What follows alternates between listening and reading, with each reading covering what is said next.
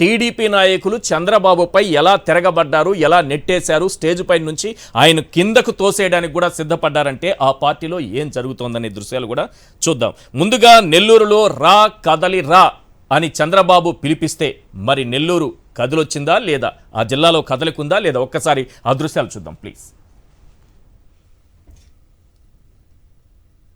దాన్ని కూడా పూర్తి చేసే బాధ్యత తెలుగుదేశం పార్టీ తీసుకుంటాం. కొమ్మరపూడి, కొండ్లపూడి, దేవరపాలెం, దొంతాల లిఫ్ట్ ఇరిగేషన్ పూర్తి చేస్తాం. కనగిరి రిజర్వాయర్లో పూడికి తీయాలి, రిపేర్ చేయాలి, చేస్తాం. తాగదర్తి విమానాశ్రయం నేనే ఫౌండేషన్ వేశాను. నెల్లూరు, తిరుపతి, చెన్నై ట్రై సిటీగా ఈ 3 నగరాల్ని ఏర్పాటు చేసి దెబ్బతిరింది. దానివల్ల ప్రాజెక్టుకే ప్రమాదం. దాన్ని కూడా పూర్తి చేసే బాధ్యత తెలుగుదేశం పార్టీ తీసుకుంటాం. అది చంద్రబాబు ప్రసంగిస్తున్న సమయంలో అక్కడ ఖాళీ కుర్చీలు తప్ప ఎక్కడైనా సరే జనం కనిపిస్తున్నారా? జనం వచ్చింది ఎంతమందో ఒకసారి చూసుకోండి. అలాగే ఖాళీ కుర్చీలు ఎన్నున్నాయి కూడా ప్రజలందరూ కూడా గమనించాలి. అందుకే అన్న నేను ముందుగానే అరకులో అడ్రస్ లేకుండా పోయిందని, గుడివాడ గుండె గుబేలు అనిపించిందని, తిరువూరు తిరిగి చూడలేదని, ఆచంటలో ఆదరణ లేకుండా పోయిందని, కనిగిరి కరుణ చూపించలేదని, పత్తిపాడు పారిపోయిందని, నెల్లూరులో పరువే పోయిందని. ఎస్, మీరు చెప్పండి సార్ గోవర్ధన్ రెడ్డి గారు. నెల్లూరులో సభ దృశ్యాలు చూస్తున్నాం, కానీ సూపర్ సక్సెస్, అద్భుతంగా జరిగింది అన్నట్టుగా ఎల్లో మీడియా ప్రొజెక్ట్ చేస్తోంది. వాస్తవ దృశ్యాలేమో ఈ రకంగా ఉన్నాయి. ఏంటి పరిస్థితి? అసలు వాస్తవ విషయం ఏంటంటే ఈశ్వర్ గారు సార్, ముందు రోజే మాకు కాస్త సమాచారం ఉంది.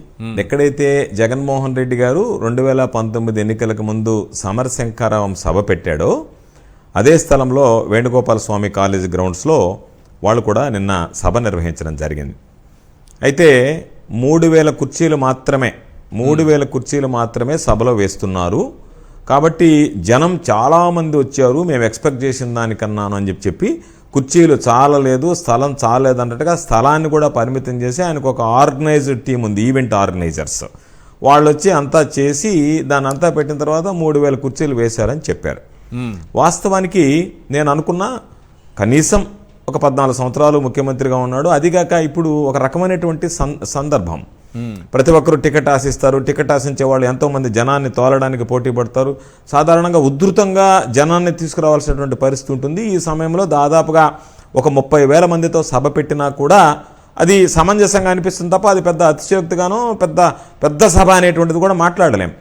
అటువంటిది దాదాపుగా 9 నియోజకవర్గాలు ఉన్నటువంటి నెల్లూరు జిల్లాకు సంబంధించినటువంటి సభ ఏర్పాటు చేస్తే దానికి 3000 కుర్చీలు వేస్తే, నేను వాస్తవాలు మాట్లాడుతున్నా, నేను ఏది అవాస్తవాలు మాట్లాడటం లేదు. నిన్న జరిగినటువంటి దాంట్లో ఎవరు చూసినా చెప్తారు, 300 మంది ముందు నిలబడినటువంటి వాళ్ళు తప్ప 30,000 రావాల్సినటువంటి సభ 3,000 మందికి ఏర్పాట్లు చేస్తే 300 మంది నిలబడ్డారు. అంటే 300 మంది ఆ నిలబడినటువంటి వాళ్ళకే చంద్రబాబు నాయుడు ఊకదంపుడు ఉపన్యాసం ఇచ్చాడు. అంటే చంద్రబాబు ఆలోచన ఏంటి అంటే జనాలతో పనిలే, ఎలాగో పచ్చ మీడియా ఉంది కాబట్టి ఆ పచ్చ మీడియా నేను మాట్లాడిందంతా నేరుగా చూపిస్తూ ఉంటుంది కాబట్టి ఇది జనాల్లోకే పోదు టీవీల ద్వారా అనేటువంటి ఆలోచన చేయడం తప్ప, వాస్తవానికి రమ్మని చెప్పి పిలిచిన నాయకులు కార్యకర్తలు అనేక రకాలైనటువంటి ప్రలోభాలు పెట్టిన ఎవరు కూడా జనం వచ్చి చంద్రబాబు సభలకు హాజరు కావడానికి విముఖత చూపిస్తున్నారు. కాబట్టే నిన్న నెల్లూరులో జరిగినటువంటి రా కదలిరా సభ ఫ్లాప్ అనలేం, అట్టర్ ఫ్లాప్.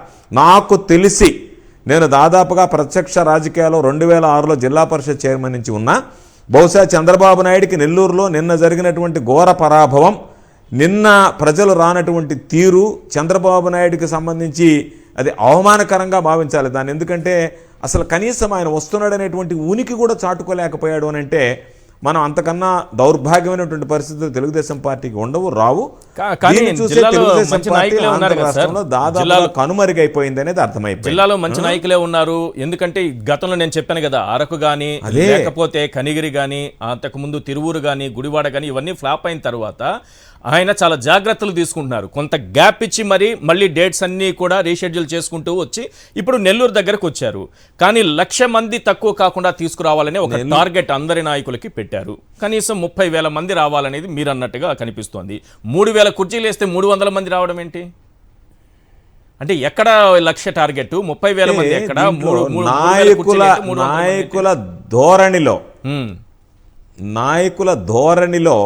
నాయకుల ధోరణిలో మార్పు ఉండవచ్చు, కానీ ప్రజల ఆలోచనలో మార్పు లేదు కదా.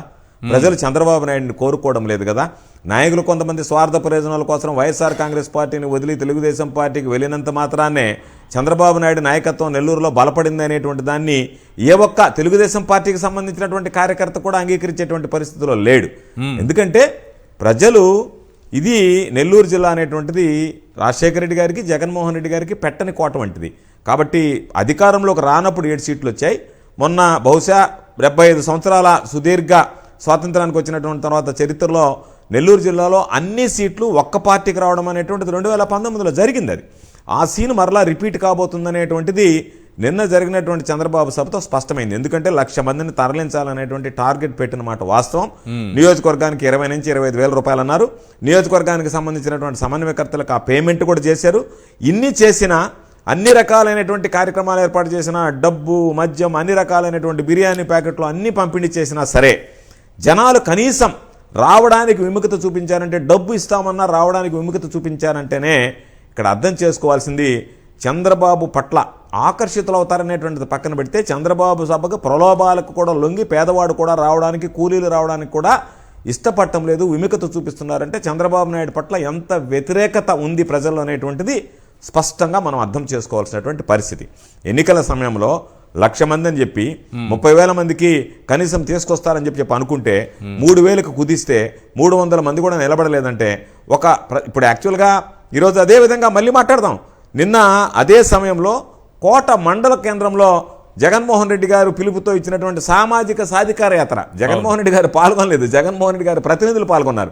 ఎస్సీ, ఎస్టీ, బీసీ మైనారిటీలకు సంబంధించి ఆయన ప్రతినిధులు పాల్గొంటే ఆ సభ బ్రహ్మాండంగా గ్రాండ్ సక్సెస్ అయింది. అంటే జిల్లాలో 2 ప్రాంతాల్లో జరిగినటువంటి సభలో చంద్రబాబు నాయుడు పాల్గొన్నటువంటి సభకు జనం లేక అట్టర్ ఫ్లాప్ అయితే, జగన్మోహన్ రెడ్డి గారి ప్రతినిధులుగా పాల్గొన్నటువంటి వ్యక్తులు ఏర్పడినటువంటి సభకి వైఎస్ఆర్ కాంగ్రెస్ పార్టీకి సంబంధించి విశేషంగా ప్రజాదరణ ఉంది కాబట్టి విశేషంగా ప్రజలు వచ్చి దాన్ని జయప్రదం చేశారంటేనే చంద్రబాబు నాయుడు నేరుగా వచ్చిన జనాలు పలకరించడం లేదు, జగన్మోహన్ రెడ్డి గారి పిలుపుకు స్పందిస్తున్నారనేటువంటిది స్పష్టంగా నెల్లూరు జిల్లాలో నిన్న అర్థమైపోయినటువంటి పరిస్థితి.